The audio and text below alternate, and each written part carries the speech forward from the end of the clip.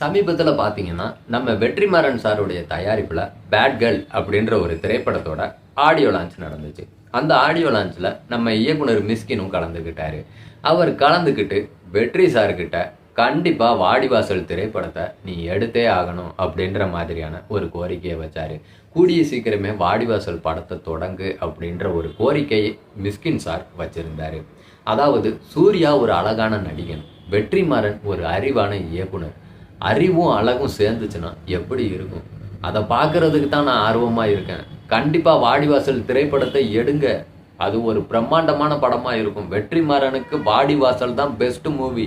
சூர்யாவோட கேரியர்லேயே best movie வாடிவாசல் தான் அப்படின்ற மாதிரி அந்த மைக்கை பிடிச்சி அந்த மனுஷன் அவ்வளவு கத்துனாரு. அதை கேட்டுக்கிட்ட வெற்றிமாறனும் பார்த்தீங்கன்னா இன்னும் 10 நாளில் வாடிவாசல் திரைப்படத்தோட அப்டேட் வரும் அப்படின்ற மாதிரி சொல்லி இருக்காரு. கண்டிப்பாக அந்த அப்டேட் கைவிடப்பட்டுருச்சு அப்படின்ற அப்டேட்டாக இருக்கக்கூடாது. கூடிய சீக்கிரமே தொடங்கப்பட போகுது அப்படின்ற அப்டேட்டாக இருக்கணும் அப்படின்றது தான் ரசிகர்களுடைய எண்ணமாக இருக்குது. தயவு செஞ்சு வாடிவாசலை திறங்க, வாடிவாசலை மூடாதீங்க. அது மிகப்பெரிய படமாக இருக்கும்.